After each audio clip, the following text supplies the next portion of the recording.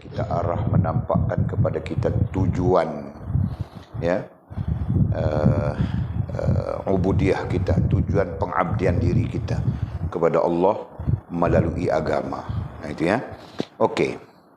Jadi kita balik kepada paragraf itu juga. Alamat dan tanda orang yang redha kepada Allah SWT sebagai Tuhannya. Nah ada tandanya. Ialah orang yang menyerahkan dirinya kepada Allah Subhanahu wa taala.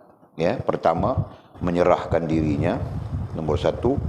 Ya, kedua meninggalkan tadbir dan ikhtiar. Ya. Nah, dua saja. Pertama menyerahkan dirinya kepada Allah SWT. Nah, ini Allah menyebut juga di dalam Al-Quran, aslim taslam. Islamlah kamu, nescaya kamu akan selamat. Udkhulu fis silmi kaffah. Masuklah kamu ke dalam Islam keseluruhannya. Selain daripada itu makna literalnya, ulama menafsirkan keseluruhan itu dengan makna secara sempurna. Ya, jadilah Islam yang sempurna, amallah Islam yang sempurna. Nah begitu, kan? Jadi kesemuanya itu mewakili makna menyerahkan diri kepada Allah Subhanahu wa taala. Walaupun asas ataupun dasar kepada menyerahkan diri itu adalah tunduk dan patuh kepada syariat Allah Subhanahu wa taala. Ya. Asas kepada menyerah diri dalam istilah Arab disebut al-khudu'. Al-khudu'un wal inqiyadun. Al-khudu'un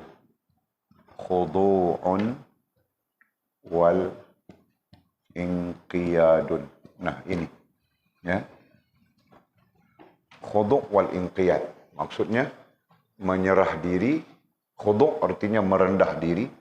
Khudu' ini ya, ini Arab gitu kan, menyerah diri, merendah diri, bukan menyerah diri ya. Khudu' artinya merendah diri,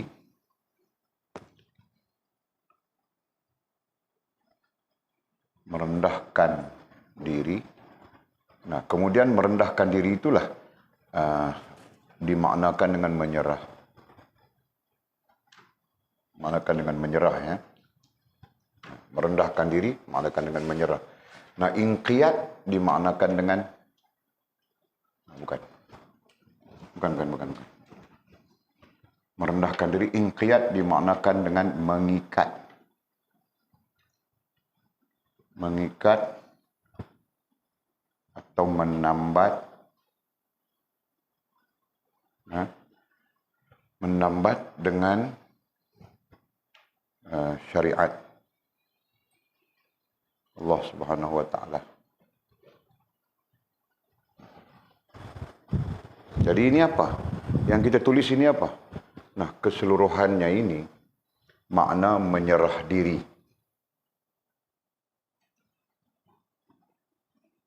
Nah, ini makna menyerah diri ya.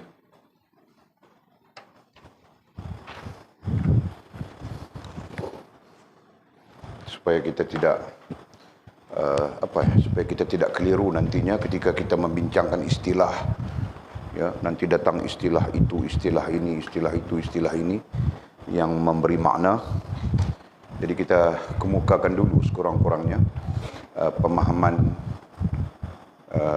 yang disepakati, ya, pemahaman yang disepakati. Apakah maksud menyerah diri kepada Allah Subhanahu wa taala? Nah, maksud menyerah diri itu pertama khudu'. Al-khudu'.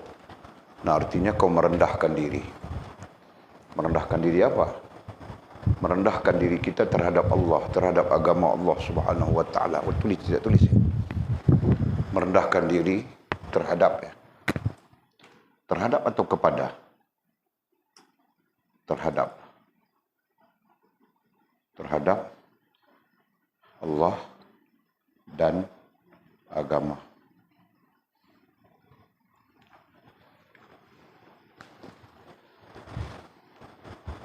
Nah, walaupun nanti ada banyak lagi pemaknaan yang akan kita jumpa, yang kita akan lihatnya.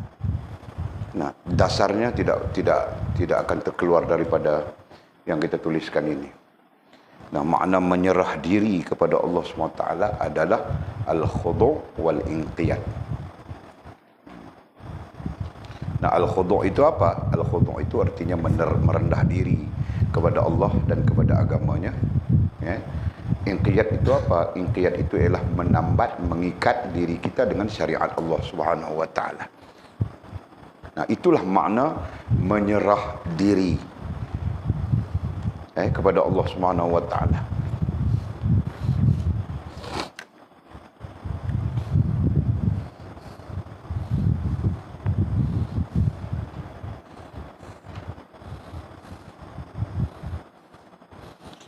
Nah, itu pertama. Yang keduanya meninggalkan tadbir dan ikhtiarnya. Nah, kita tinggalkan. Apa maksud tinggalkan di situ? Maksudnya meninggalkan tadbir artinya meninggalkan rasa dan perasaan yang kita mampu, kita berupaya mengurus diri kita sendiri. Ya. Ataupun ikhtiar dan meninggalkan rasa dan perasaan yang ikhtiar kita memberi bekas. Nah, gitu kan? Perbuatan kita memberi bekas dan sebagainya. Nah, itu kita cakap sudah pada hari yang lalu. Tambah-tambah maklumat saja. Nah, jadi sesungguhnya ikhtiar kita tidak memberi bekas ya. Yang memberi bekas itu Allah Subhanahu wa taala. Nah, ikhtiar kita sebagai izin saja daripada Allah Subhanahu wa taala. Adapun yang memberi bekas adalah Allah Subhanahu wa taala. Kenapa? Perkataan memberi bekas itu berada di dalam ketetapan qada, qadar, takdir. Ya. Jadi kita menyebut qada artinya ketetapan Allah, qadar artinya ketetapan Allah, takdir juga ketetapan Allah SWT. Nah, jadi seluruh ketetapan Allah Subhanahu wa taala, nah itulah yang memberi bekas. Yang memberi bekas dengan makna terjadi, berlaku, ya, terjadi, berlaku, apa lagi? Nah, itu makna mudahnya. Yang terjadi, yang berlaku, nah itu berada di dalam ketetapan Allah Subhanahu wa taala yang memberi bekas. Nah, bagaimana dengan ikhtiar kita? Nah, ikhtiar kita itu hanyalah sabit, ya. Ikhtiar itu hanyalah sabit yang diizinkan oleh Allah Subhanahu wa taala. Okey. Kerana dia melihat begitu bagusnya tadbir dan ikhtiar Allah SWT. Nah, kenapa? Kerana dia melihat, dia nampak, dia tahu, dia faham. Ya. Allah Subhanahu wa taala lah segala-galanya. Bukan kita, sama ada dari sudut tadbir maupun dari sudut ikhtiar. Jadilah hidupnya penuh dengan nikmat. Jadilah hidupnya penuh dengan nikmat. Nah, ketika itu dia akan merasakan bahawa hidupnya penuh dengan nikmat. Ya kan? Yang dimaksudkan dengan nikmat di sini apa? Nah, hidupnya mampu taat dan mampu patuh kepada Allah Subhanahu wa taala. Itulah nikmat. Ya kan? Kalau hidup kita tidak mampu taat, tidak mampu patuh kepada Allah Subhanahu wa taala, itu bukan nikmat, itu bala sudah. Itu bencana sudah, ya kan? Duit banyak tapi tidak mampu taat dan patuh kepada Allah. Rupa handsome tapi tidak mampu taat dan patuh kepada Allah. Ya kan? Rupa cantik tetapi tidak mampu taat dan patuh kepada Allah. Nah, itu bencana semuanya. Ya kan? Bala bencana semuanya. Namun mungkin satu sisi lain disebut sebagai ujian ya secara umum. Okey. Nah, yang penting kita dapat merasakan yang nikmat itu nikmat. Kita dapat merasakan yang ada pada kita itu adalah nikmat. Nah, itu yang penting. Ya kan? Nah, kita berada di dalam nikmat tapi kita tidak merasakan nikmat. Nah, itu masalah. Ya, berada dalam nikmat tetapi tidak merasakan nikmat. Berada dalam taat tidak merasakan nikmat. Berada dalam maksiat dia rasa nikmat. Nah, ini hancur sudah. Hancur. Ya kan? Nah, berada di dalam maksiat, nah dia rasa cukup syok nikmat berhidup dunia sementara. Kan? Tapi dalam taat dia tidak merasakan itu sebagai nikmat, susah begitu begini. Payah hidup, kena salat, kena. Nah, berarti dia berada dalam bencana sudah. Orang yang sebegitu berada di dalam bencana. sama ada sedar ataupun tidak sedar, gitu kan. Nah, kita pun sebut sedar atau tidak sedar. Nah, di sana betapa pentingnya peranan sedar diri itu. Ya. Okey. Dan badannya menjadi senang melaksanakan suruhan Tuhannya. Nah, apabila dia merasakan nikmat, agama itu nikmat, iman itu nikmat, Islam itu nikmat, ihsan itu nikmat. Nah, dia merasakan seluruh syariat itu nikmat. Nah, ketika itu menjadi senang badannya, tubuh badannya, anggotanya, badannya anggotanya menjadi senang melakukan suruhan Tuhannya. Nah, mau sembahyang pun tidak susah. Mau apa? Allah perintah puasa, dia gembira saja dia dengan puasa. Allah perintah apa? Semua dia gembira saja, dia seronok saja. Bahagia saja. Kan? Sebaliknya, solat saja pun susah dia. Dia merasakan solat ini jika tidak perlu solat kan senang bilang. Kan? Jika tidak perlu puasa kan senang. Nah, ini contoh-contoh ya untuk kita memahami nikmat Allah Subhanahu wa taala, ya. Okey. Jadi kata musannif selanjutnya, ekoran daripada itu. Ekoran daripada itu. Apa ekoran daripada itu? Isim isyarahnya. Ekoran daripada hidupnya menjadi nikmat, ya. Jadilah hidupnya penuh dengan nikmat dan anggota badannya menjadi senang melaksanakan suruhan Tuhannya. Nah, ekoran daripada itu, dia mendapat keredaan dan kurniaan Tuhannya, ya. Dia, nah siapapun dia, ya, isim nakirah di situ, siapapun, raja kah, anak raja kah, siapakah, kuli kah, awam kah, alim kah, ulama kah, siapapun dia, ya. Kerana agama kita Islam tidak pernah membatasi pangkat darjat, ya, tidak pernah mengikat keagamaan itu berdasarkan kepada pangkat darjat, tidak. Ya. Nah, kalau ilmu masih lagi ada awam, ada alim, ada ulama. Nah, itu ilmu, itu dari segi keilmuan. Adapun dari segi kedudukan di sisi Allah SWT tidak ada yang mengikat. Ya. Siapa yang lebih bagus hubungannya dengan Allah Subhanahu wa taala meskipun dia jahil, nah, dia mungkin meningkat. Ya. Tapi kita berdasarkan kepada fakta ilmiah, nah, jahil itu tidak mungkin menghubungkan kita dengan Allah Subhanahu wa taala, itu kan? Okey. Jadi katanya dia siapapun mendapat keredaan dan kurniaan Tuhannya. Ya, mendapat keredaan. Nah, itu sebahagian ulama mengatakan inilah fokus, inilah tujuan antara lain, ya. Yang kita maksudkan lillahi rabbil alamin, ya. Dalam pencerahan lillahi rabbil alamin antaranya adalah keredaan Allah Subhanahu wa taala, ya. Nah, dia mendapat keredaan dan kurniaan Tuhannya. Kurniaan berarti pemberian. Kurniaan ai pemberian Tuhannya. Sisi lain disebut sebagai anugerah, ya. Pemberian ataupun disebut sebagai anugerah. Nah, nanti di sana apabila Allah meredakan, apabila Allah reda kepada kita, nah, Allah Subhanahu wa taala akan menganugerahkan sesuatu yang tidak dianugerahkan kepada kebanyakan orang, ya. Allah Subhanahu wa taala akan menganugerahkan sesuatu yang tidak dianugerahkan kepada semua orang. Ya kan? Nah, kita bercakap itu kita kaitkan langsung dengan cara Allah melayan hamba, gitu kan?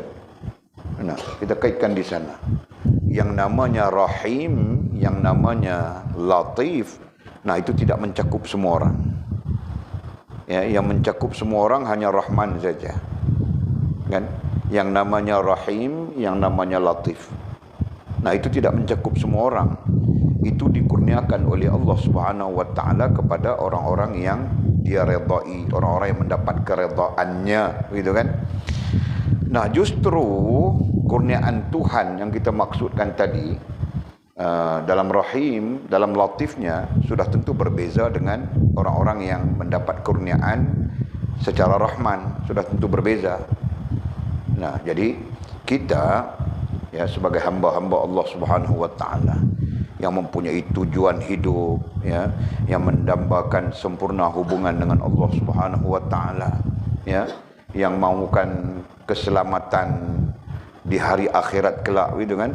Nah, kita sangat perlu mencapai keredaan Allah Subhanahu wa taala. Nah, kemudian kata musannif, dia mendapat keredaan dan kurniaan Tuhannya serta memperoleh mendapat kemanisan iman. Nah, dia akan dapat kemanisan iman. Nah, jadi kita bertanya-tanya bagaimana mau mendapat kemanisan iman. Nah, itu rentetannya kita sebut sudah. Syarat pertama, dalam bab syarat ada 3. Redha kepada Allah sebagai Tuhan, redha kepada agama, dan redha kepada Nabi. Nah, itu syarat utamanya, ada 3. Nah, kemudian apabila kita redha kepada Allah SWT sebagai Tuhan, nah ada 2 tanda di situ. Tanda pertama, menurut Ibnu Athaillah Iskandari, ya, kita akan menyerah diri kepada Allah SWT.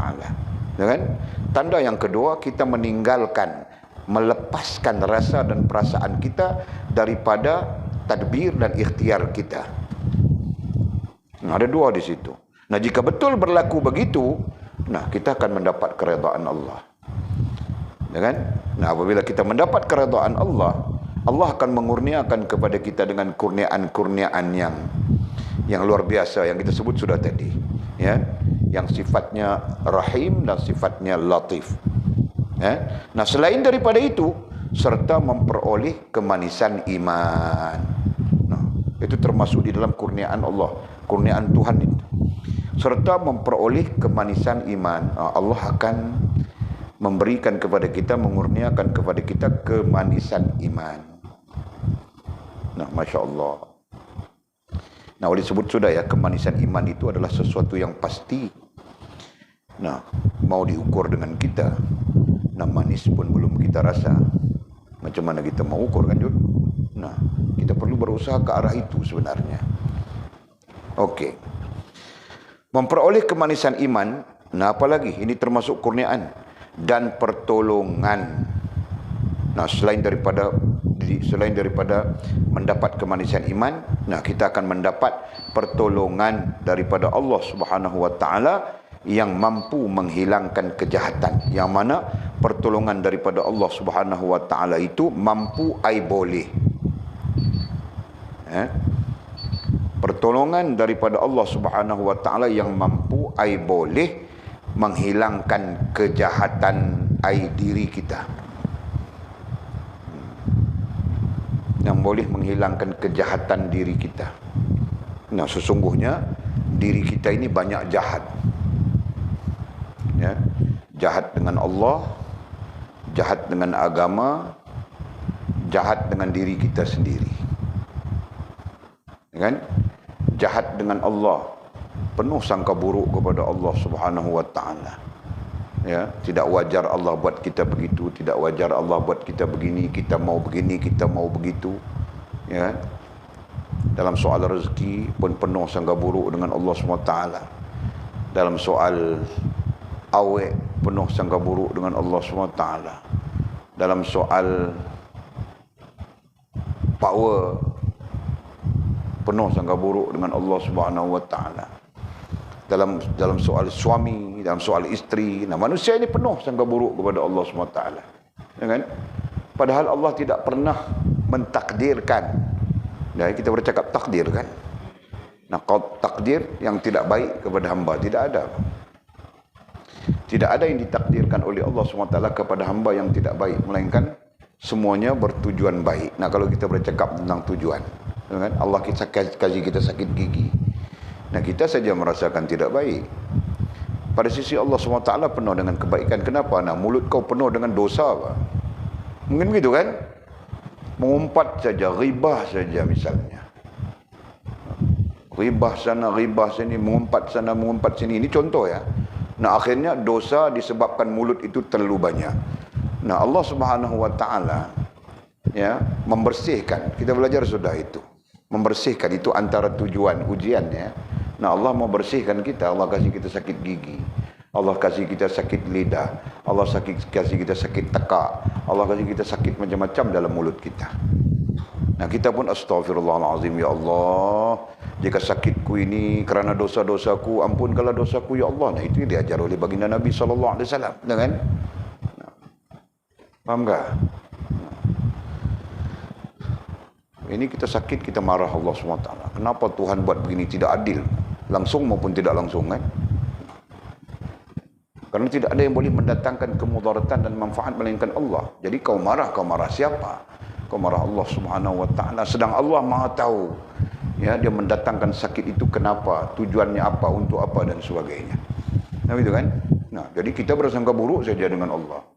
Kemarin saja bagus, ini hari tidak elok. Ya, itu kerja Allah SWT kan. Sentiasa berubah, Pak. Kemarin perut kita mau makan,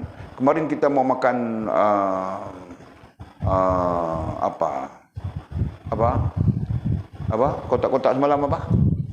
Pizza. Kemarin kita mau makan pizza. Ini hari mau makan pizza lagi kah?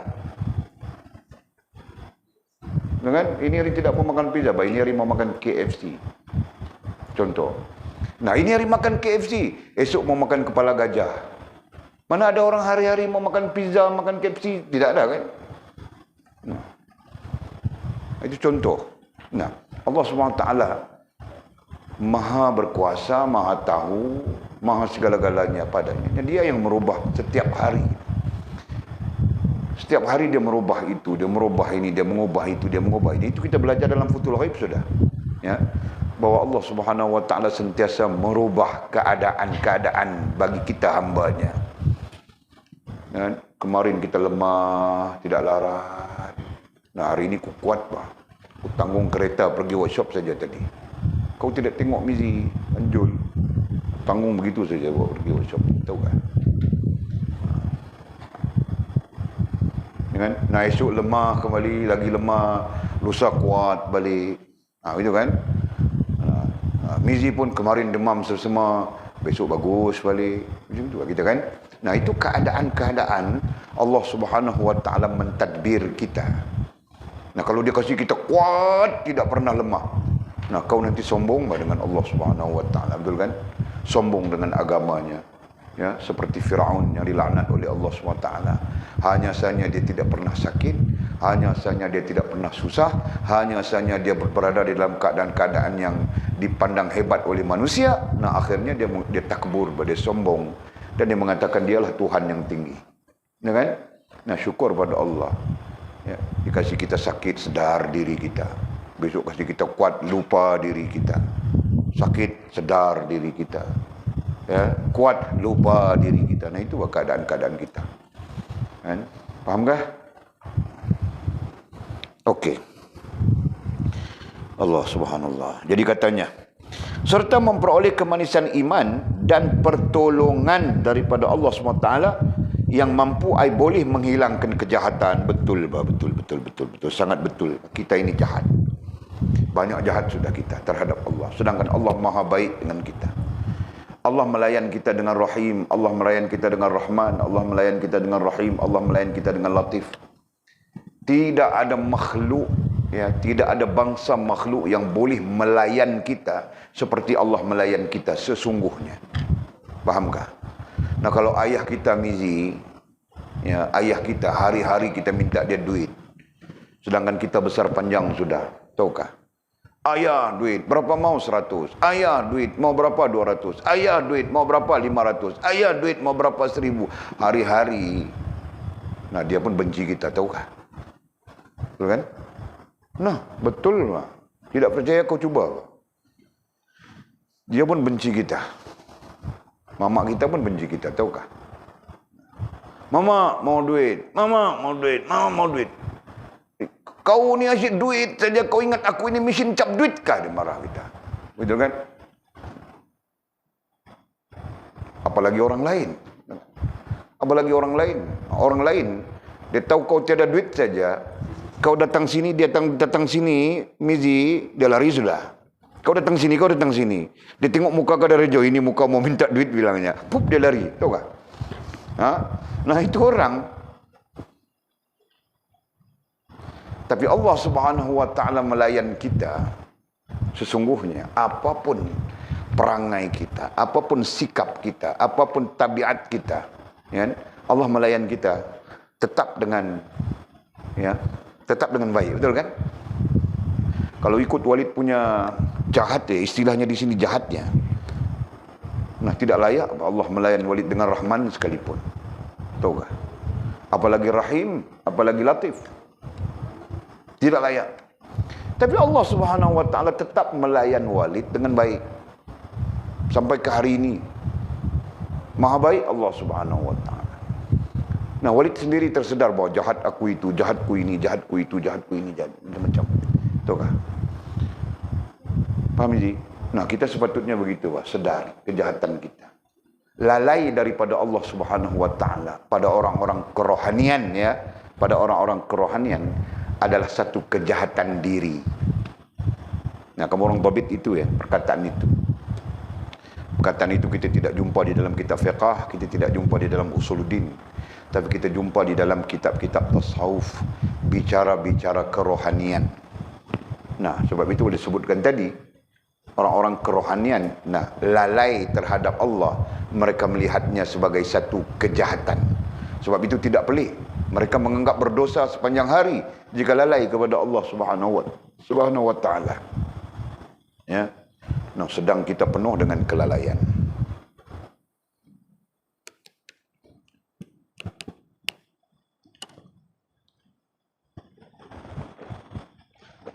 Alhamdulillah. Betul kan? Betul kan? Faham kami Mizi?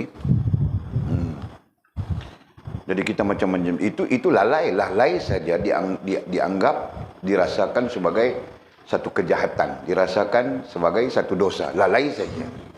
Nah, apalagi berjahat. Nanti timbul persoalan, berjahat itu bagaimana? Nah, bercanggah dengan Allah Subhanahu wa taala itu berjahat. Sangka buruk kepada Allah Subhanahu wa taala itu berjahat. Ya kan?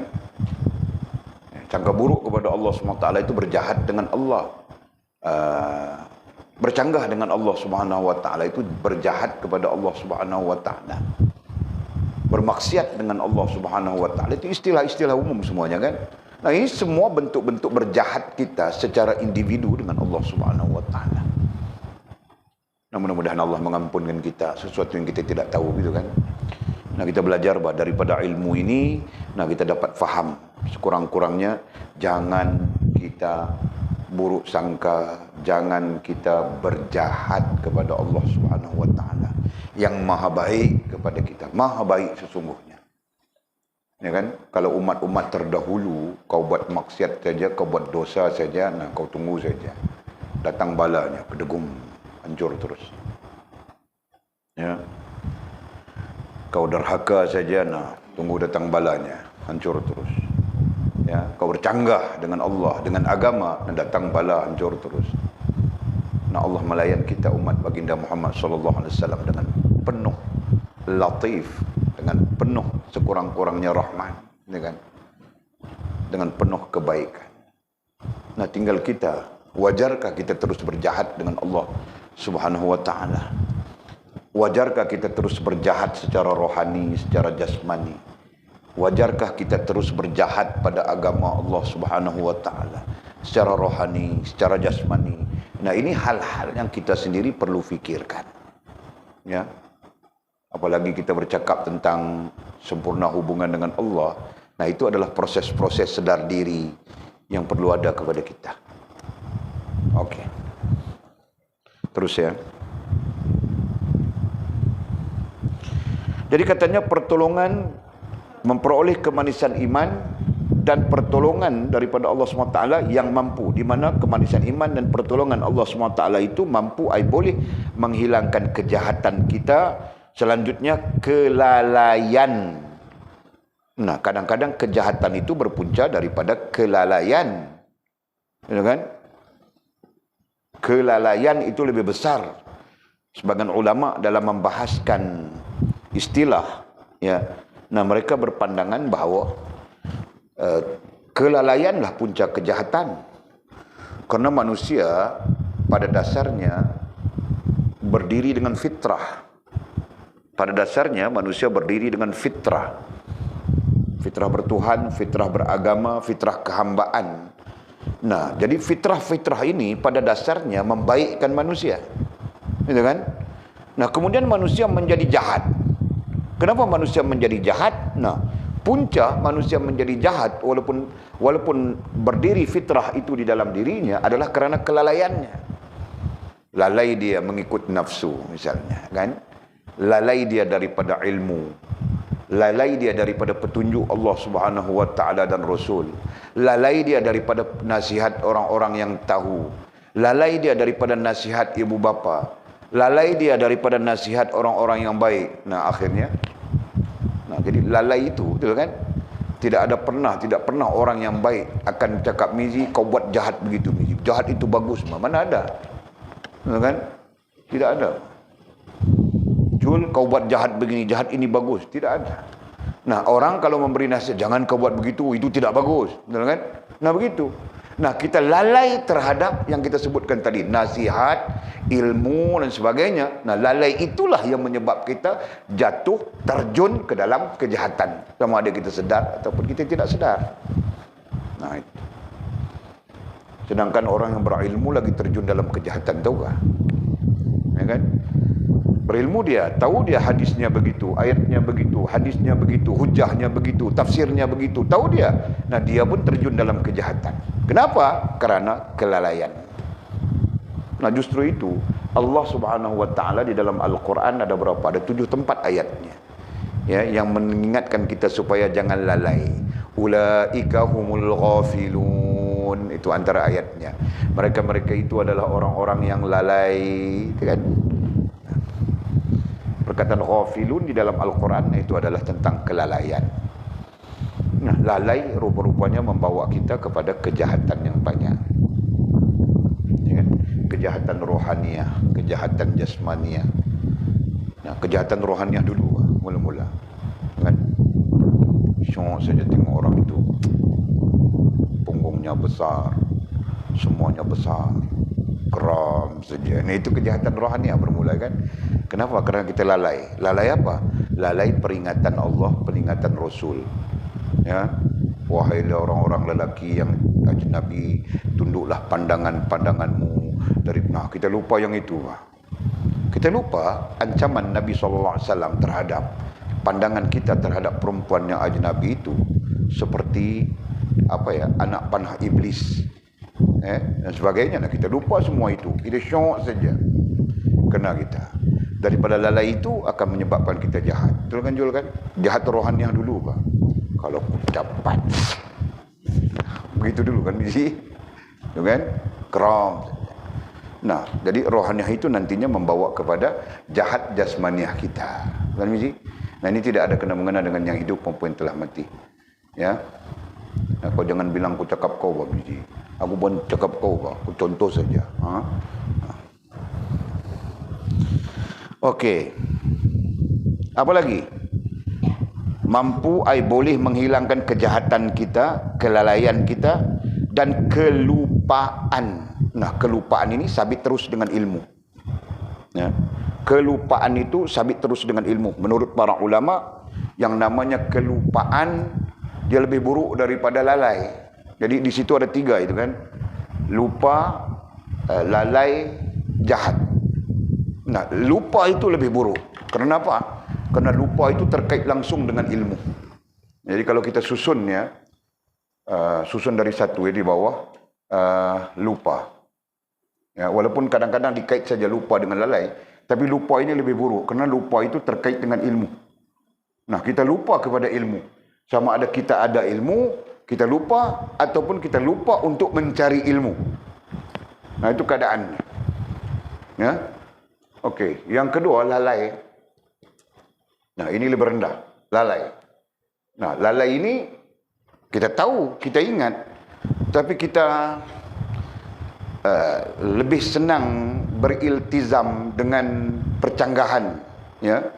Atau istilah lain kita senang beriltizam dengan buruk daripada baik. Nah, itu kan senang beriltizam. Beriltizam artinya Iltizam juga artinya sepakat kan? Boleh dimaknakan dengan sepakat. Nah, kita senang sepakat dengan perkara yang salah daripada perkara yang baik. Kan? Perkara yang baik itu pegang tasbih subhanallah wa bihamdi subhanallahil azim. Perkara yang baik itu la ilaha illallah Muhammadur Rasulullah. Perkara yang baik itu tasbih, tahmid, tahlil, itu perkara yang baik. Ya? Nah, kita tidak senang yang baik itu, bah. Kita lebih senang dengan yang buruk. Tengok awet. Tengok orang-orang miskin yang tidak mempunyai pakaian. Nah, betul kan? Betul kan?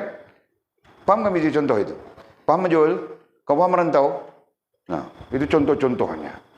Ya, jadi senang kita. Senang beriltizam dengan hal yang salah dan sia-sia. Nah, kamu orang tulis ya, makna-makna ini bukan ada di dalam, nanti kita baca kitab-kitab mana pun bukan kita dapat makna sebegini.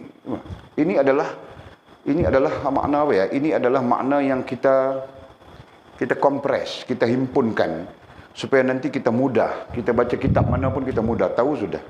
Ya, kita ada sudah makna-makna ini. Okey, lalai. Ya. Jadi kalau ditanya lalai itu maknanya apa? Lalai itu adalah senang beriltizam dengan hal-hal yang salah dan sia-sia. Nah, tahu sudah kita menjawabnya. Nah, lupa itu apa? Lupa itu adalah tidak menghubungkan kita dengan ilmu. Nah, boleh tulis ilmu saja. Lupa artinya tidak menghubungkan kita dengan ilmu, sama ada yang kita ketahui maupun yang tidak kita ketahui. Nah, itu definisi-definisi yang nanti membantu kita untuk jauh ke depan dalam penelitian dan kajian ilmu.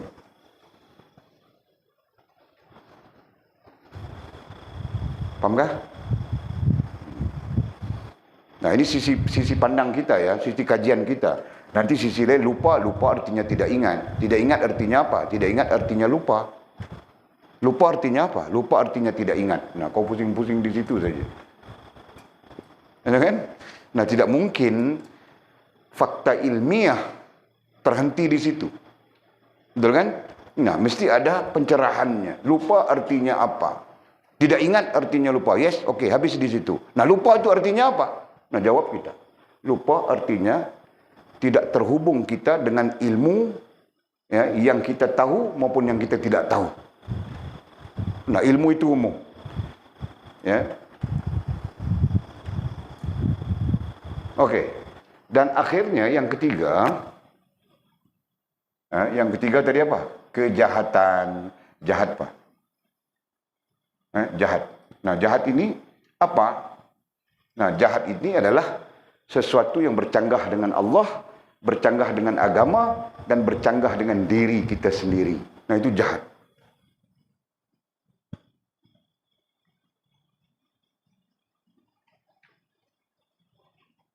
Dengan agama, dengan Allah dulu ya kan? Dengan Allah, diri, agama.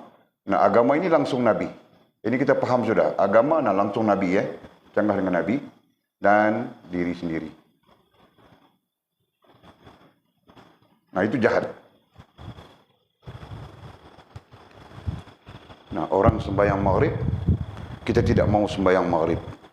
Padahal kita lelaki, bukan ada kebocoran apapun. Betul kan?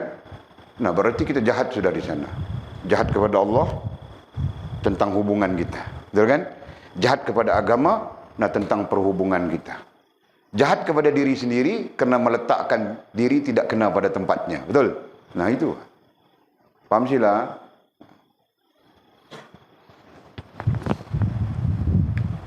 Jadi kamu orang ingat ya, istilah-istilah ini membantu kita untuk cepat belajar nanti. Nah, ke depan wali tidak mungkin baca begini satu-satu hurai-hurai pada kamu orang. Baca terus saja. Ya, sebulan khatam satu kitab, 10 bulan 10 kitab, 30 bulan 30 kitab. Alim kamu orang kita. Ya. Nah, ini terkait dengan kaedah metodologi pengajian ya. Nah, kamu orang perlu peka juga metodologi pengajian. Ya, sebab itu jangan heran ya. Yazid duduk dengan Walid berapa tahun? 2 tahun. Nah, dia pergi ke sana, dia mengajar orang. Tahukah? Jadi kamu orang pun sama saja keadaannya. Kamu orang boleh mengajar orang lain. Hanya saja kamu orang tidak belum lagi dibentangkan pedagogi macam mana mau mengajar. Itu saja. Tahukah? Dari segi kebolehan, Walid yakin bahawa kamu orang boleh. Hanya kamu orang malas saja. Dengan yang angau-angau, yang sengau-sengau. Nah, itu saja. Kalau kamu orang rajin, Masya Allah. Nah, salah satu bentuk rajinnya macam mana, Walid? Buat kamu orang punya grup perbincangan. Okey, jam 5 petang, 3 orang. Sila, siapa-siapa. Nah, ada grup discussion jam 3 petang. Kan? Orang ini jam 5 petang ada. Siapa boleh join grup ini, grup itu. Kamu orang tidak buat. Ya. Semuanya Walid mau tunjuk macam darjah 1, darjah 2. Jenuh lah Walid macam tu. Kan? Nah, kamu orang bukan darjah 1, darjah 2. Kamu orang berada di universiti sudah. Universiti pun tidak belajar macam kita, tahu tak? Jadi kena kena cergas. Nah, begitu. Okey, jam 3. Sila ada timnya, 3 orang. Mereka akan discuss kitab Futhul Ghaib. Nah, buat jadual, kasih tahu umum. Siapa yang mau join kami discuss kitab Futhul Ghaib, silakan. Nah, begitu caranya. Jadi orang yang mau join kamu, join. Nah, di lain rantau, saya jam 3 petang akan ada discussion kitab Risalah Mustarsyidin. Siapa yang mau join, silakan. Nah, begitu. Jadi siapa yang mau join Futhul Ghaib, silakan. Siapa yang mau join Risalah Mustarsyidin, silakan. Nah, akhirnya dia akan menjadi apa? Jadi kelompok yang banyak dan ilmu itu hari-hari dicakapkan. Faham tak? Nah, begitu. Faham tak? Nah, Atul dengan si Sofia esok pulang sudah ada orang ni. Nah, tinggal kita saja. Walid akan atur satu strategi, ya. Oleh kerana kita sedikit, kita atur strategi. Macam mana kita mau pantas. Jadi kamu orang kena dengar Walid. Tahukah? Mau pantas belajar, dipanggil smart learning. Datang saja dia orang, kita habis 30 kitab sudah. Kamu orang mau ikut balik bah. Kan? Bukan susah. Mau mengaji denganku bilang. Kau mau nak belajar dengan aku. Sejam baru dia orang tahu.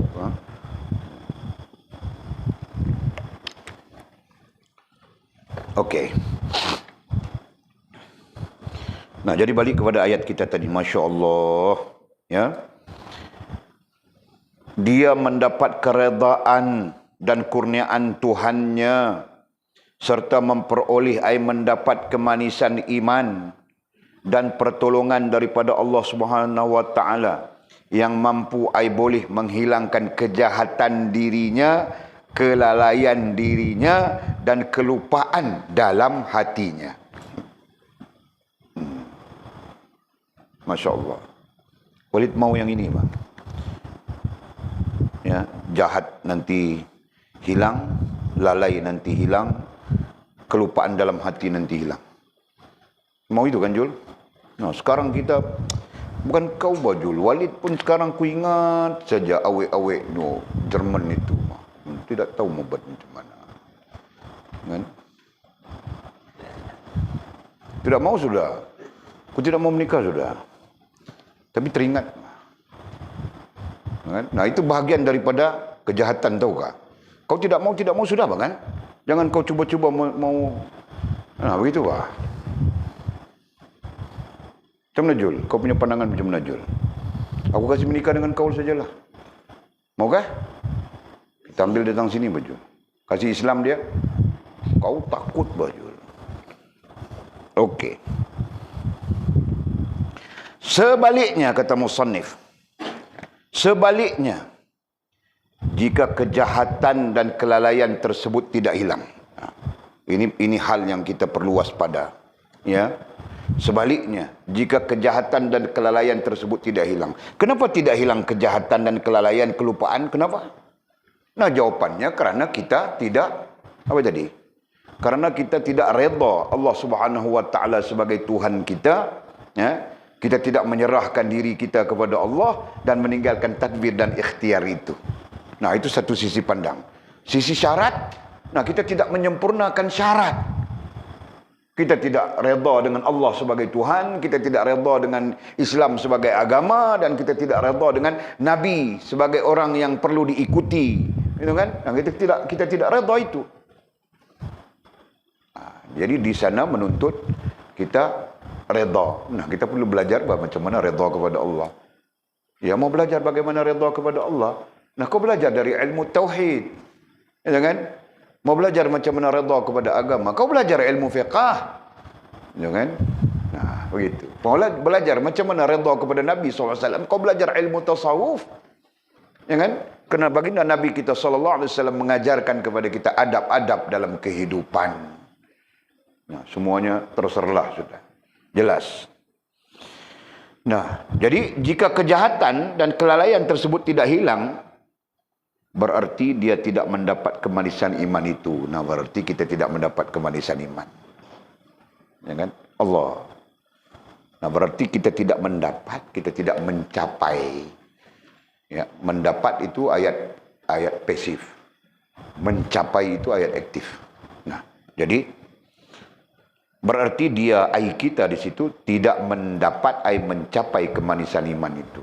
Nah, kalau kita masih saja jahat, masih saja lalai, masih saja lupa, ya. Nah, itu tandanya kita tidak mencapai kemanisan iman. Nah, jadi Walid sedikit tambahan. Nanti ini semua berlaku di mana ya? Lupa, lalai, jahat ini berlaku di mana? Nah, kita ambil dasar kita saja, Allah, agama, diri. Nah, berlaku di sini semuanya. Ya kan? Kita lupa lalai terhadap Allah, jahat terhadap Allah. Lupa lalai jahat terhadap agama. Lupa lalai jahat terhadap diri kita sendiri. Nah, sampai-sampai kita jahil, tidak ada ilmu. Ya, kita merasakan kita pandai saja. Nah, itu jahat terhadap diri, lalai terhadap diri, lupa terhadap diri sendiri. Ya, nah itu.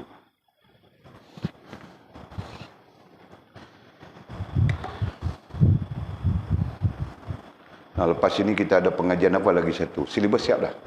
Silibus pengajian ilmu hikmah siap dah. Tak lagi. Lepas ini ada pengajian ilmu hikmah.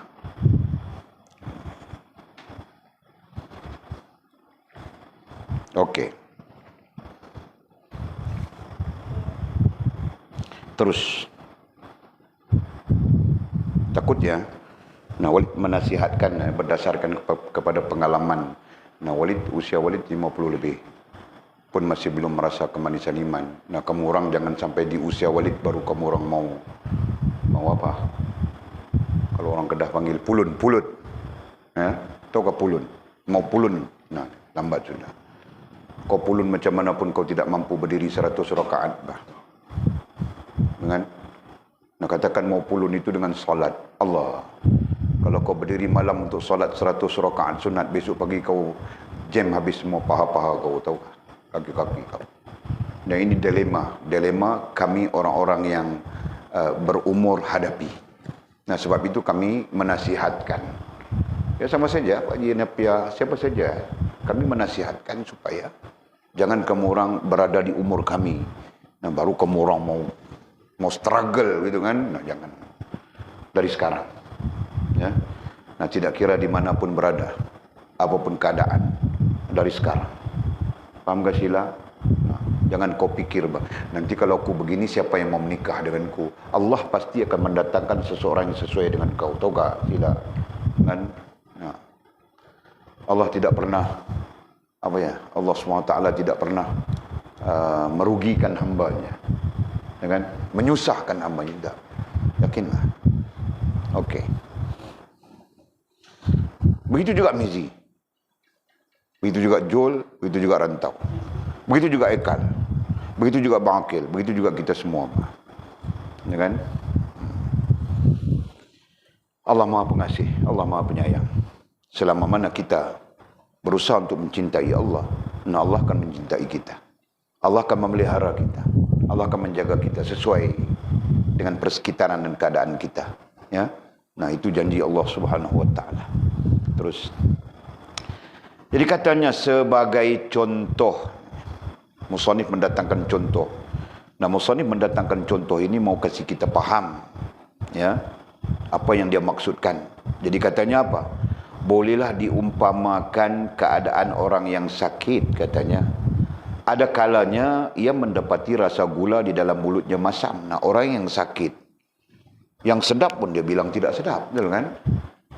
Nah, kita makan sedap saja. Tom yam lambung, sup bakar, sup labi. Nah, kita makan sedap, tapi orang yang sakit belum tentu dia sedap. Nah, dikiaskan di sini gula, katanya.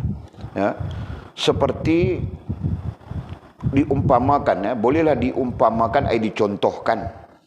Perkataan umpama ini adalah perkataan yang agak klasik, ya. Istilah ini adalah istilah klasik. Seingat Walid tahun 70-an istilah umpama masih digunakan. Nah, 80-an tidak sudah. Ya kan? Okey, boleh diumpamakan, dicontohkan keadaan orang yang sakit. Ada kalanya ia mendapati rasa gula dalam mulutnya masam. Gula yang manis itu, tapi masuk mulut dalamnya. Dia sakit kan? Nah, dia rasa masam saja gula itu. Nah, Walid tidak tahu sejauh mana. Dan ini andaian saja, ya. Ini andaian, bukan fakta. Ya kan? Nah, Walid contohkan tadi, makanan yang sedap pada kita yang tidak sakit, tapi pada orang sakit tidak sedap sudah. Ya kan? Betul kan?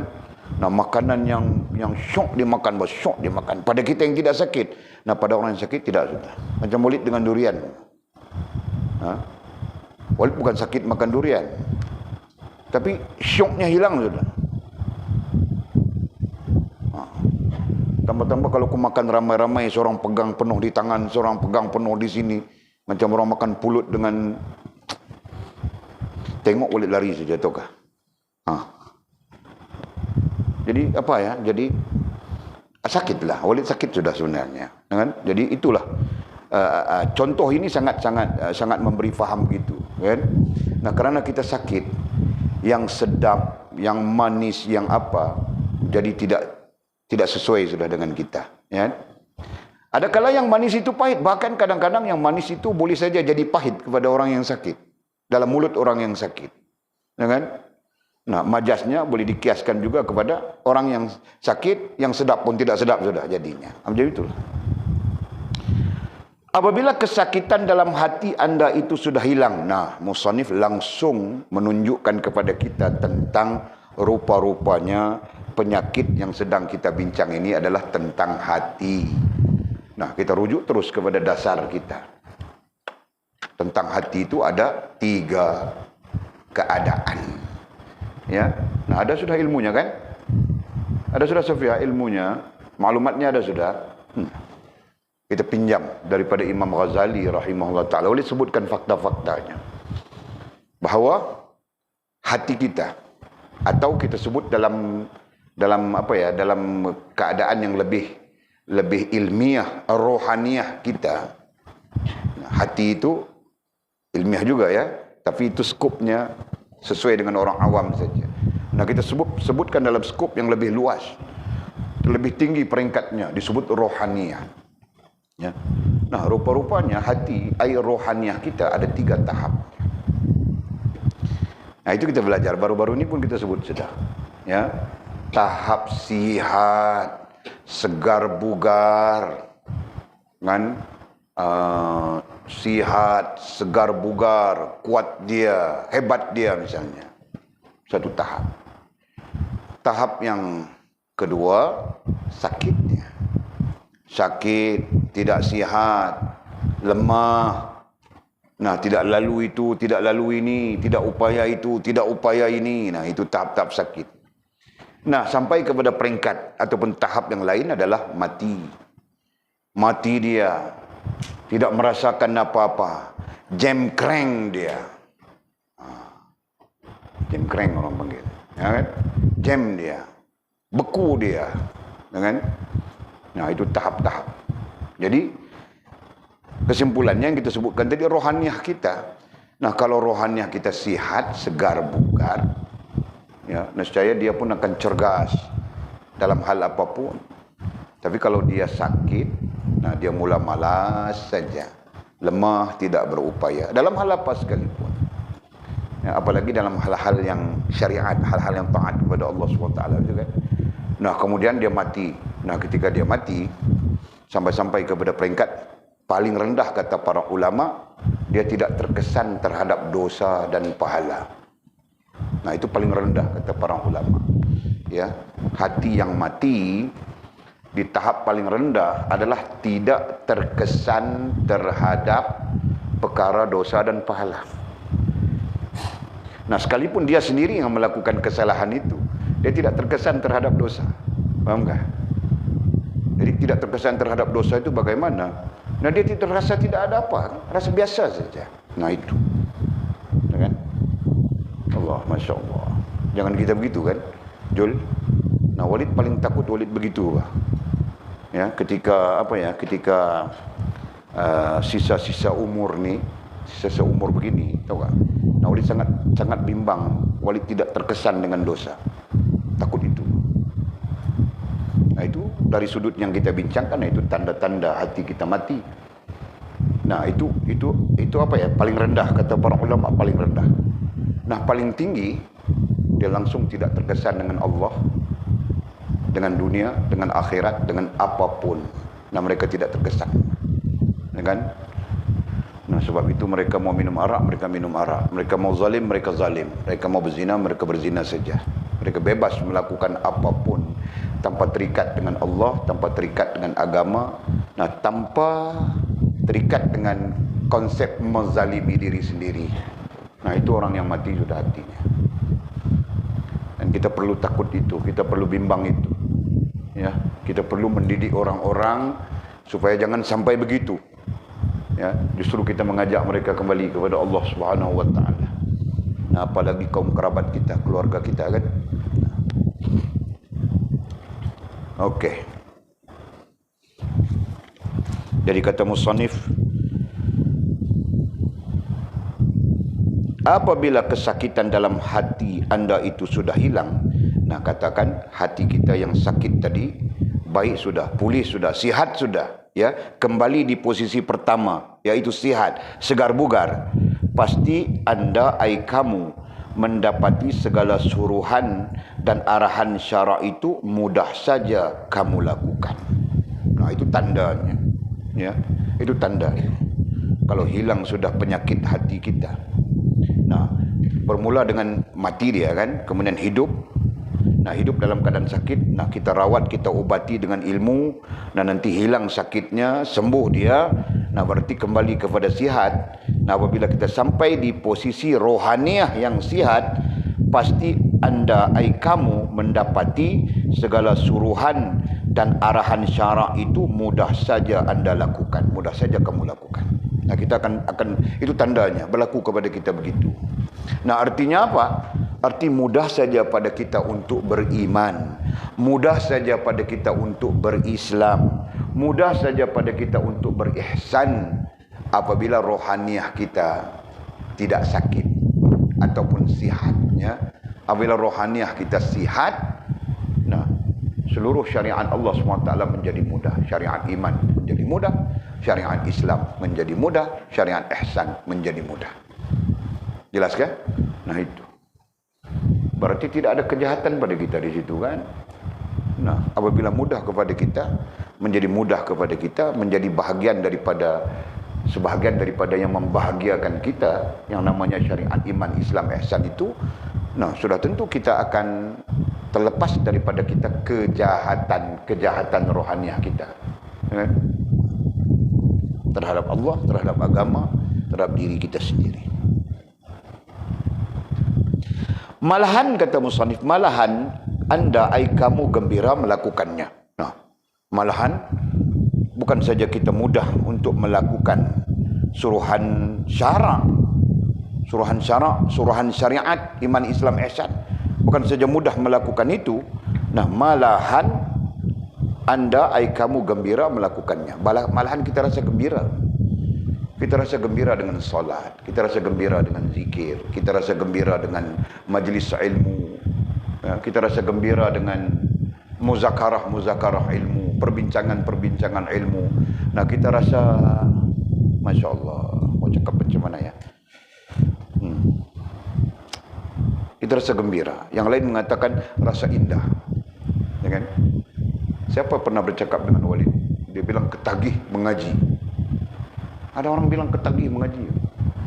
Nah, itu ekspresi daripada seseorang yang tidak tahu mau menggunakan istilah.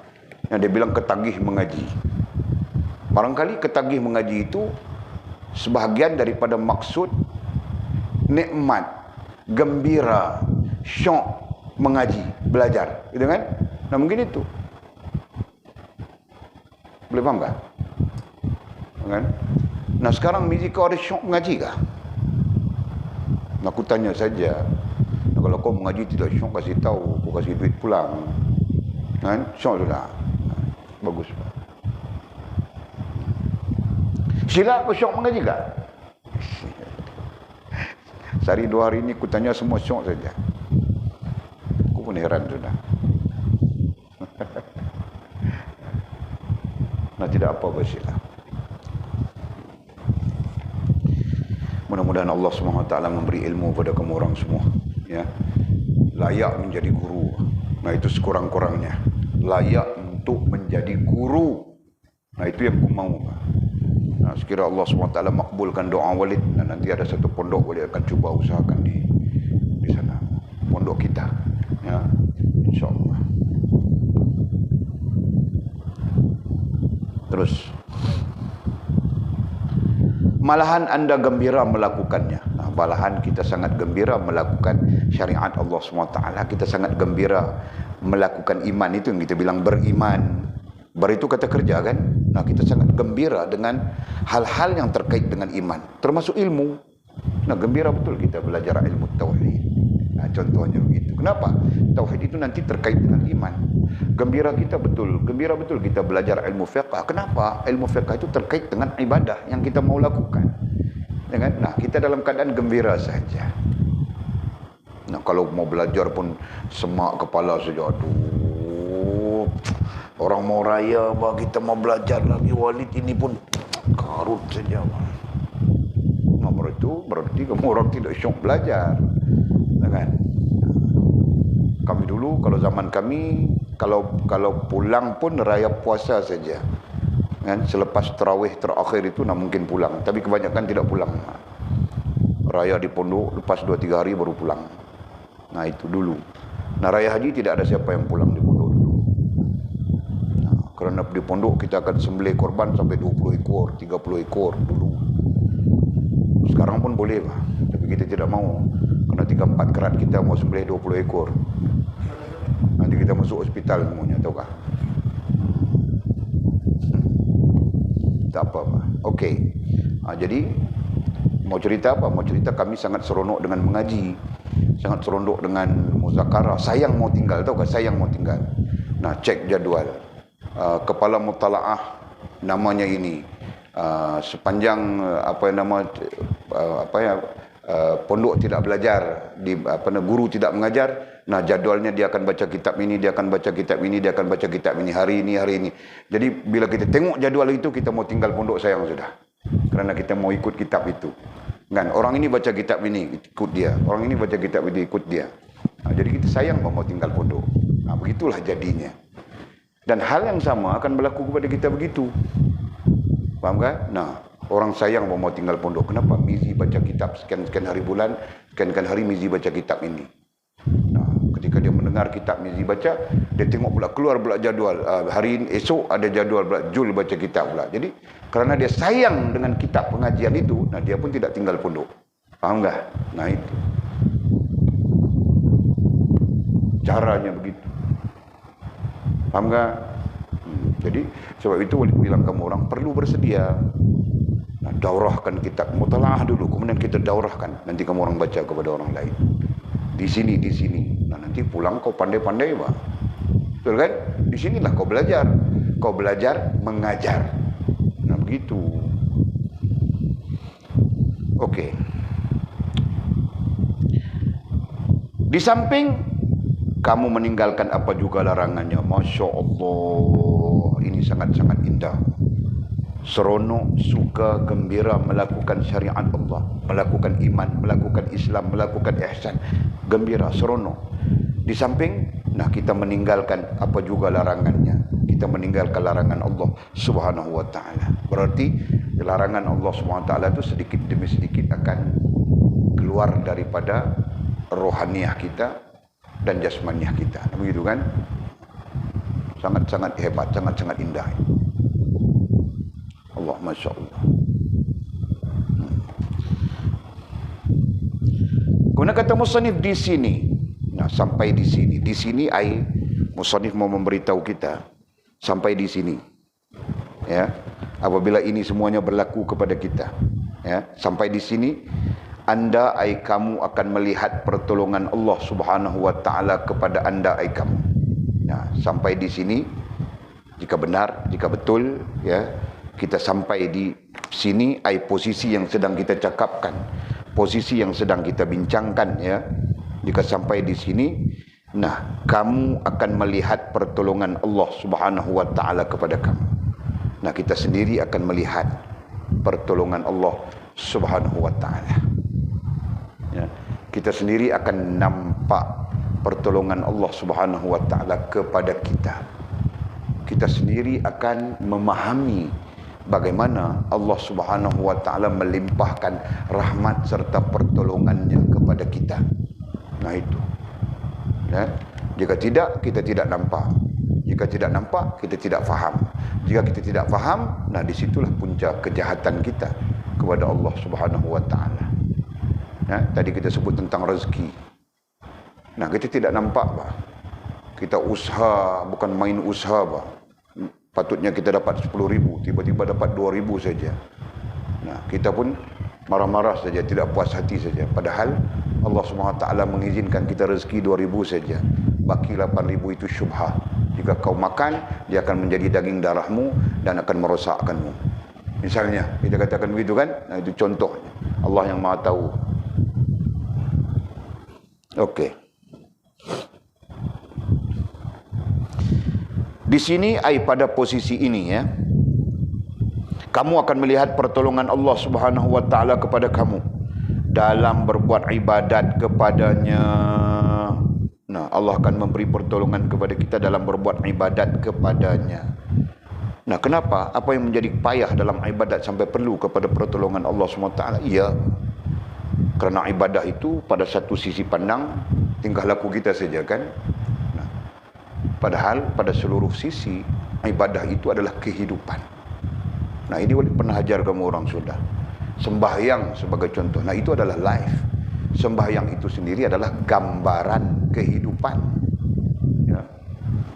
Salat itu sendiri adalah gambaran kehidupan. Betul kan? Paling tidak Walid ajar kamu orang 3 posisi atau lebih sikit. Walid mau jelaskan ada 5 maqam salat. Ya. Ada 5 maqam salat. Okey. Kita lanjut sebut sini, kita sebutkan terus. Mudah-mudahan dapat pelajaran ni. Yang mau pulang-pulang ni, jadi dia orang dapat pelajaran sekurang-kurangnya kan. Jika kita mati, kita mengajar sudah.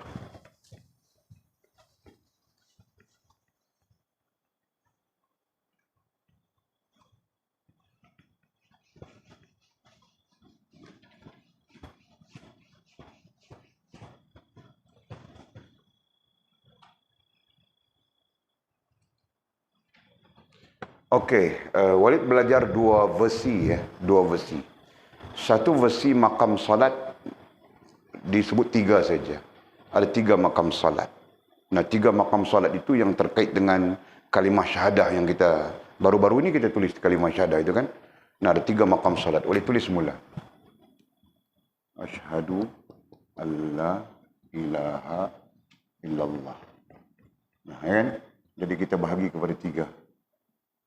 Begitu. Jadi 3 maqam salat di situ apa? Jadi kita ambil balik dasar kita, ya. Dasar kita di sini diri, dasar sana, ya. Di sini agama, di sini Allah Subhanahu wa taala. Jadi kalau ditafsirkan, Nah, diri kita yang menjadi saksi, bersaksi, ya, alla ilaha, menjadi bersaksi bahawa tidak ada agama melainkan agama Allah Subhanahu wa taala, ya, tidak ada agama. Tidak ada agama berarti tidak ada cara hidup lain. Tidak ada sistem hidup lain, ya, yang kita persaksikan melainkan agama Allah Subhanahu wa taala, ya.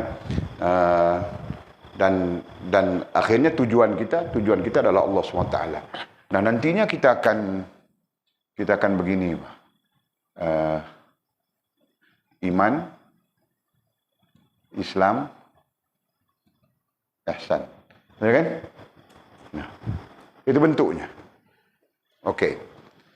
Jadi di sini walaupun faktanya begini, kita tulis begini ya, carta begini, tetapi hakikatnya menjelaskan inilah kehidupan kita. Ya. Nah, kehidupan kita perlu bersaksi dengan Allah Subhanahu wa taala, perlu bersaksi. Nah, kita pun bersaksi asyhadu. Bersaksikan apa? Bersaksikan kepada agama Allah Subhanahu wa taala, ya, tidak lain melainkan tujuannya ialah Allah Subhanahu wa taala. Gitu kan? Nah, jadi nanti diri kita akan menjadi berihsan, ya. Nah, beragama dengan agama apa? Islam. Ya, ini iman kita. Jelas sudah. Okey, yang Walid bercakap tentang makam salat tadi. Nah, Walid contohkan begini saja. Qiyam, nah, gambarnya begitu kan. Nah, kita qiyam artinya berdiri teguh. Nah, dengan agama kita mesti bersifat berdiri teguh. Nah, ini makam salat. Ya. Kemudian menanggung agama. Betulkah? Nah, menanggung agama. Itu posisinya. Ya. Dan yang ketiganya adalah apa tadi? Menanggung agama, dan kemudiannya tujuannya ialah Allah Subhanahu wa taala. Jadi gambarannya adalah sujud. Sujud ini menggambarkan tujuan kita, fokus kita, matlamat kita adalah Allah Subhanahu wa taala. Jadi Mizi berdiri teguh, kemudian berdiri teguh, ya. Mizi berdiri teguh dalam kehidupannya, bersaksikan Allah Subhanahu wa taala. Nah, memikul agama di belakangnya. Nah, itu rukuk. Rukuk itu gambaran memikul agama, ya, dalam hidup kita. Nah, kemudian tujuannya adalah Allah Subhanahu wa taala yang satu, ya. Nah, jadi ini 3 makam salat sebagai gambaran life, gambaran hidup keseluruhannya. Nah, boleh faham ke begitu? Ya. Nah, jadi kita dalam hidup ini kita perlu berdiri teguh dengan Allah, perlu memikul agama Allah Subhanahu wa taala, dan perlu bertujuankan Allah Subhanahu wa taala. Nah, begitu saja. Itu sendiri, itu juga menjadi apa ya? Liputan kepada makna asyhadu alla ilaha illallah. Nah, sebab itu Profesor Walid bila Walid tunjuk begini, dia bilang ini saja boleh buat PhD. Ini saja, berdasarkan ini saja boleh buat PhD bilangnya.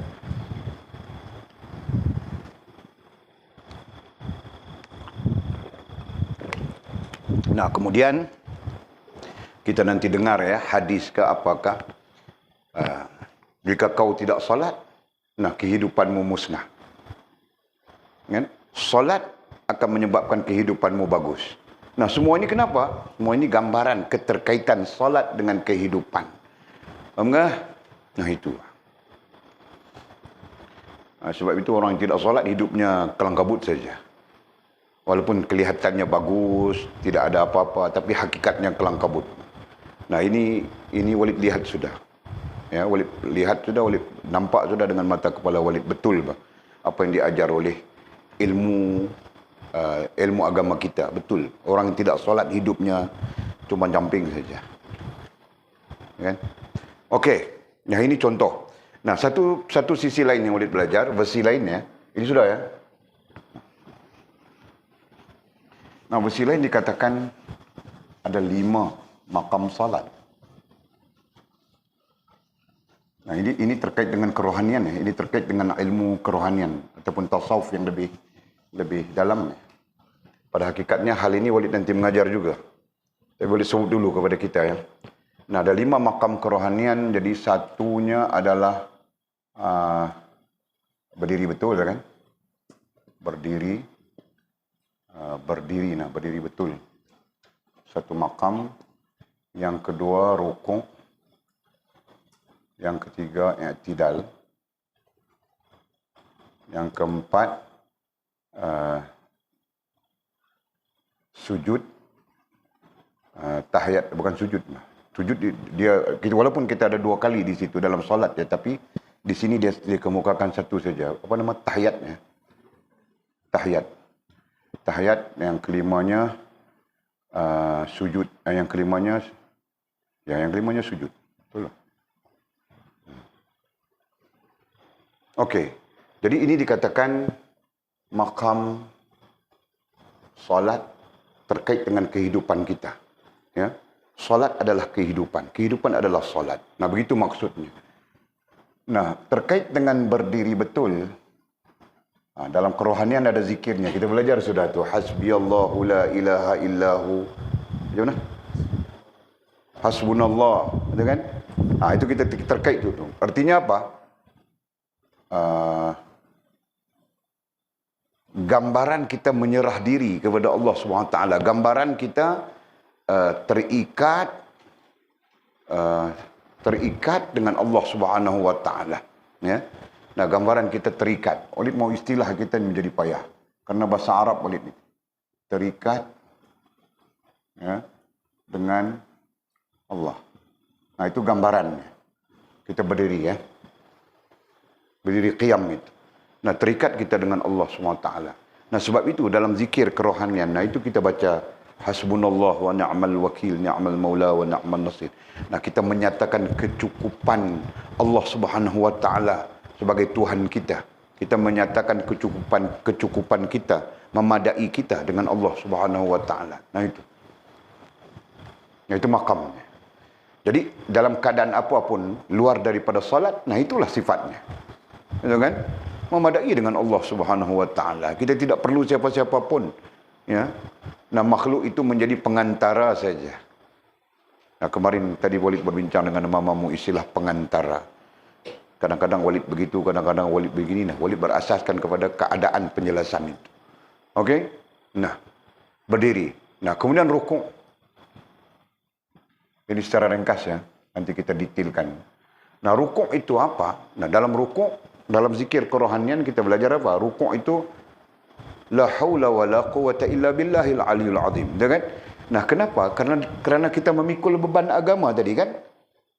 Dalam hidup kita perlu memikul di belakang kita beban agama. Kita istilahkan beban agama sebagai terjemahannya, walaupun beban itu mempunyai pemaknaannya tersendiri. Nah, kita istilahkan sebagai beban agama. Nah, kerana kita sebenarnya lemah, kerana kita sebenarnya tidak kuat, kerana kita sebenarnya tidak mampu, kerana kita sebenarnya tidak upaya, lalu kita baca apa? La haula wala quwata illa billahil aliyil azim. Di sini kan? Nah, jadi kita pun mengaku ketidakupayaan kita kepada Allah Subhanahu wa taala. Nah, paham tak? Nah, itu di sini, di rukuk. Nah, apa yang kau tidak upaya? Yang kita tidak upaya itu memikul beban agama. Walaupun pada dasarnya bukan beban, mudah saja. Tetapi kita mengakui kelemahan. Nah, jadi dalam beragama, dalam kehidupan kita, nah kita perlu banyak mengakui kelemahan kita kepada Allah SWT, begitu kan? Nah, jangan kita sombong, kita lah hebat, kita lah kuat, kita lah apa? Subuh pun tidak bangun. Ya kan? Nak kuat apa? Nah, jadi lemah. Disitulah kita menzikirkan la haula wala quwata illa billahil aliyul azim. Okey? Nah, boleh teruskan begitu saja. Yang ketiga, i'tidal. Nah, ketika kita bangun i'tidal, ini makam i'tidal dipanggil ya. Nah, di sana kita akan ucapkan apa? La ilaha illa anta subhanaka inni kuntu minaz zalimin. Nah, apa ayatnya itu? Bukan? Apa ayatnya?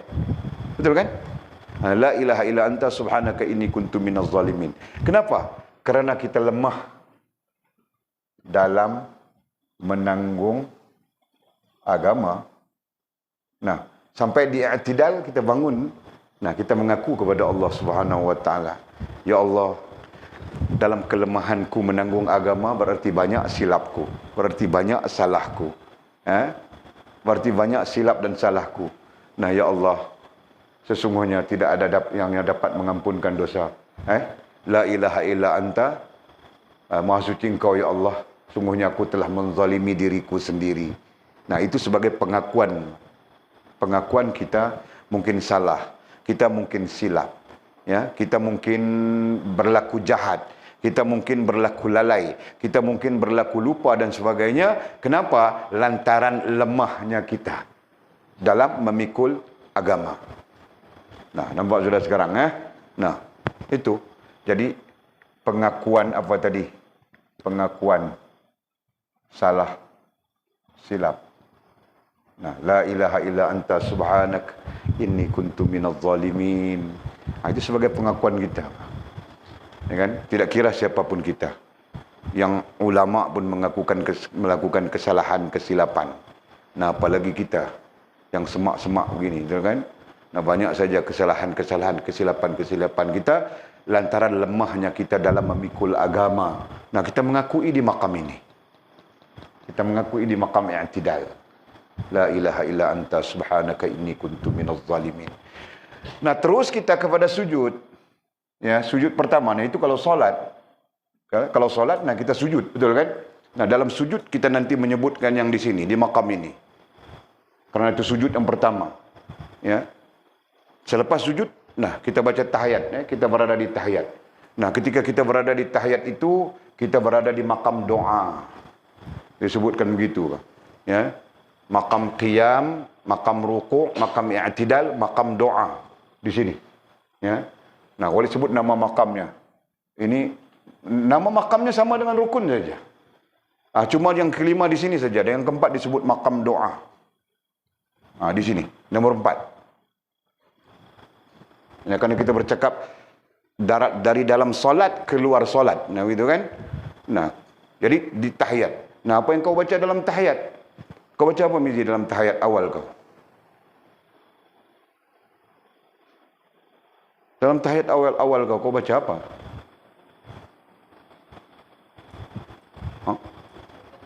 Bacalah.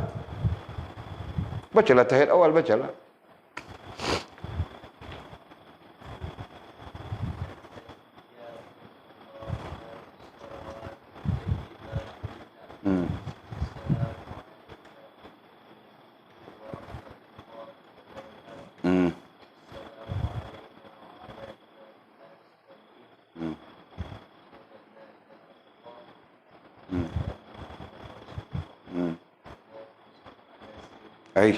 Silap, sorry. Bukan tahiyat di sini, ya. Itu Walid silap sudah.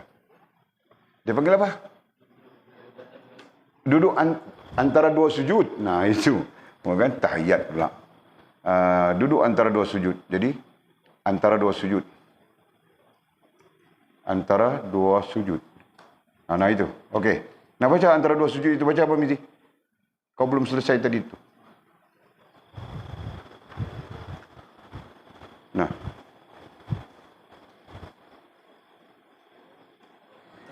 Mana aku tahu bah? Kau yang baca.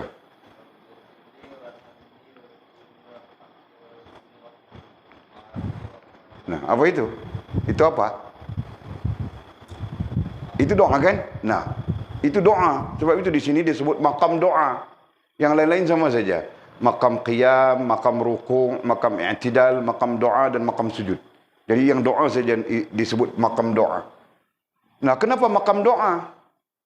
Nah, jadi kita dalam hidup kita ini perlu penuh dengan doa. Nah, begitu saja. Penuh dengan doa. Nah, di sana ada doa keampunan. Di sana ada doa keperluan. Di sana ada doa hajat. Ya, itu apa ya? Diklasifikasikan. Ya, doa-doa itu kemudian diklasifikasikan. Ada doa keampunan, doa minta ampun. Ada doa keperluan atau hajat. Nah, kita minta kepada Allah SWT keperluan atau hajat kita. Nah, ada doa hifzil iman, doa penjagaan iman dan sebagainya, macam-macam. Jadi klasifikasi doa, nah semuanya berlaku di dalam ini. Sebab itu di dalam zikir nafsi, kita belajar tentang apa? Allahumma iyyaka na'budu wa iyyaka nasta'in. Nah itu kan. Nah, kenapa? Karena itu makam doa. Jadi akhir sekali sujud. Nah dalam sujud itu, sujud sebagai posisi yang ada yang tiga tadi kan. Nah fokus kita Allah SWT, lillahi rabbil alamin. Nah justru fokus Allah SWT lillahi rabbil alamin itu oleh kerana kita datang dengan lemah, tidak berdaya, banyak silap dan sebagainya. Nah akhirnya kita zikir apa di situ? La ilaha illallah wahdah la syarikalah. Sebagai pengakuan ya, sebagai pengakuan ya, kita hanya sujud kepada Allah, kita hanya taat patuh kepada Allah, kita hanya mengikut Allah Subhanahu wa taala. Kita tidak mensyirikkan Allah Subhanahu wa taala dengan apapun. Nah, pengakuannya berada dalam zikir kita di sini. Ya, itu pengakuannya. Nah, jadi berdasarkan kepada makam salat ini adalah keadaan kehidupan kita. Nah, ini keadaan kehidupan kita. Nampak tak? Boleh faham ke itu? Ha? Nah, kehidupan kita perlu begitu. Dalam kehidupan kita, kita perlu terikat dengan Allah Subhanahu wa taala. Jangan kita tidak terikat dengan Allah Subhanahu wa taala. Jika kita tidak terikat dengan Allah Subhanahu wa taala, nanti kita buat peraturan sendiri. Hidup berdasarkan kepada peraturan sendiri. Mau solat, solat. Tidak mau solat, tidak solat. Bahkan tidak solat. Betul kan? Hidup tidak solat, tidak melaksanakan perintah Allah Subhanahu wa taala, tidak beriman lebih-lebih lagi. Nah, itu semua gambaran hidup yang tidak terikat dengan Allah Subhanahu wa taala. Ya. Nah, mana mungkin begitu? Nah, jadi pelajarannya di mana? Pelajarannya di dalam solat. Nah, di sini solat, ya kan? Nah, jadi sebab itu balik kepada asal tadi, asal-asalnya tadi, solat itu adalah life. Solat itu adalah kehidupan. Nah, sampai-sampai dimaknakan jika tidak solat, kehidupan kita menjadi pincang, menjadi rosak dan sebagainya. Nah, perhatikan saja. Ya, dalam kehidupan kita lemah dalam menanggung agama. Betul tak? Sangat betul. Ya. Solat saja pun kita malas. Tidakkah kita lemah dalam menanggung agama? Nah, apalagi yang itu yang wajib. Kalau yang sunat, yang itu, yang ini, nah kita pun tidak buat ganjul. Nah, lemah saja kita dalam menanggung agama ini. Lebihnya perasan saja. Lebihnya kita adalah perasan. Kita perasan kita bagus dalam beragama. Kita perasan kita bagus begitu, bagus begini, perasan. Hakikatnya kita lemah dalam menanggung agama. Lemah segala-galanya. Ya kan? Nah, nanti datang makam yang ketiga, i'tidal. Nah, kalau kau lemah, ya, kalau kita lemah, nah nanti sampai di makam kita datang ke makam i'tidal. Nah, makam i'tidal itu berarti kita mengakui kelemahan, salah silap kita dan sebagainya. Nah, kita perlu sentiasa mengaku kelemahan, salah silap kita. Ya. Nah, begitu. Nah, lagi dalam kehidupan kita, nah kita perlu berdoa. Setelah ikhtiar dan sebagainya, kita perlu berdoa, memohon doa kepada Allah SWT. Nah, itulah doa. Dipanggil makam doa. Ya kan? Nah, akhir sekali, nah menyatakan kita tidak syirik kepada Allah SWT. Nah, itulah makam sujud. Semua ini gambaran kehidupan. Faham tak? Boleh faham? Okey, jelas. Nah, jadi terkait dengan apa kita bercakap ini tadi? Terkait dengan berbuat ibadat kepada, terkait dengan melihat, kamu akan melihat pertolongan Allah Subhanahu wa taala kepada kamu dalam berbuat ibadat kepadanya. Nah, kamu akan melihat. Nah, antara maksud kamu akan melihat ini. Kata syekh kami, ya, kata guru kami pun tertanya di situ, melihat apa syekh? Kita faham sudah melihat rahmat Allah, melihat itu, melihat ini, kita faham sudah di atas. Nah, dia menunjukkan Allah, kamu akan melihat ini. Katanya begitu. Kamu akan melihat bagaimana solat dengan kehidupan. Bagaimana puasa dengan kehidupan. Bagaimana kalimah syahadah dengan kehidupan. Nah, kita tunjuk sudah tadi. Ya. Bagaimana kalimah syahadah dengan kehidupan. Bagaimana puasa. Hubungan maksudnya ya. Bagaimana hubungan kalimah syahadah dengan kehidupan? Bagaimana hubungan solat dengan kehidupan? Bagaimana hubungan puasa dengan kehidupan? Bagaimana hubungan zakat dengan kehidupan? Bagaimana hubungan haji dengan kehidupan? Nah, semua ini Allah akan tunjukkan kepadamu melalui pertolongannya. Faham tak? Nah, sebagian ulama mengatakan hikmahnya. Allah akan tunjuk kepada kita hikmah-hikmah setiap satu syariatnya. Nah, jadi betul. Sampai sekarang Walid faham sudah apa yang diajar oleh guru, diajar oleh syekh. Kan? Nah, ini contoh yang kita sebutkan tadi. Hidup jika tidak terikat dengan Allah Subhanahu wa taala, rusak kita. Ya kan? Hidup jika tidak qiyam, nah istilahnya hidup jika tidak qiyam, rusak kita. Hidup jika tidak rukuk, rusak kita. Hidup jika tidak i'tidal, rusak kita. Hidup jika tidak berada di antara dua sujud, rusak kita. Hidup jika tidak sujud, rusak kita. Nah, ini bukan salat, ini bukan salat. Ini adalah gambaran salat dalam kehidupan. Faham kah? Nah, ini bukan salat. Salat kita belajar itu rukun 13 itu kan. Nah, ini gambaran. Dalam hidupmu perlu ada qiyam. Dalam hidupmu perlu ada rukuk. Dalam hidupmu perlu ada i'tidal. Dalam hidupmu perlu duduk antara dua sujud. Nah, ini berdoa. Dalam hidupmu perlu ada sujud mu'tamad dipanggil. Faham kah? Nah, begitu. Okey. Habiskan. Sikit ini pun kita lambatkan. Tak apa-apa. Biar lambat. Dan dia dapat ilmu. Kamu akan melihat pertolongan Allah Subhanahu wa taala. Katanya sampai di sini ya. Di sini nah Walid khitabkan ayat tarjihnya, ayat pencerahannya. Sampai di posisi ini, kamu akan melihat pertolongan Allah Subhanahu wa taala kepada kamu. Ya, kamu akan diperlihatkan. Dalam berbuat ibadat kepadanya, dalam berbuat ibadat kepadanya. Dan juga permintaan ai doa. Dan juga permintaan ai doa kamu agar memelihara keimananmu kepadanya. Nah, jadi Allah akan memberi pertolongan kepada kita dalam berbuat ibadat dan dalam memperkenankan doa kita supaya terpelihara iman kita kepadanya. Nah, begitu. Masya Allah, terpelihara iman. Ya kan? Itu satu hal yang sangat besar. Ya. Terpelihara iman, ayatnya bunyi macam simple saja, tapi hakikatnya sangat-sangat besar. Okey. Nanti kita bercakap tentang, ya, apabila kita bercakap tentang pemeliharaan iman, berarti kita perlu bercakap perkara-perkara yang membinasakan iman. Nah, ini kitabnya yang kita akan cakap. Sampai sudah. Daripada kitab Tuhfatur Raghibin ini, kita akan membincangkan perkara-perkara yang membinasakan iman. Nah, justru apabila kita tahu perkara yang membinasakan iman, maka kita boleh memelihara iman. Faham kah? Nah, begitu caranya. Nah, sebab itu disiplin kitab boleh atur elok saja. Mudah-mudahan memberi manfaat kepada kita semua. Okey? Nah, jadi kita berhenti di situ. Nah, besok berusaha kita sambung lagi. Ini adalah kerana nur.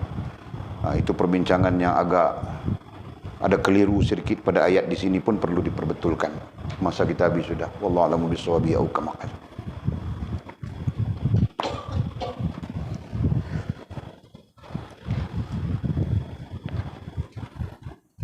Okey, ada soalan kah? Okey, kita mula cuti pada hari apa bulan Cik? Kita mula cuti pada hari Sabtu. Berarti Khamis Jumaat kita ada pengajian lagi. Okey. Nah, hari Jumaat kita ada pengajian lagi. Kita mula cuti pada hari Sabtu. Okey, Jul? Nah. Sabtu, Ahad, Isnin, Sabtu, Ahad, Isnin, Selasa. Isnin kah? Sampai hari apa?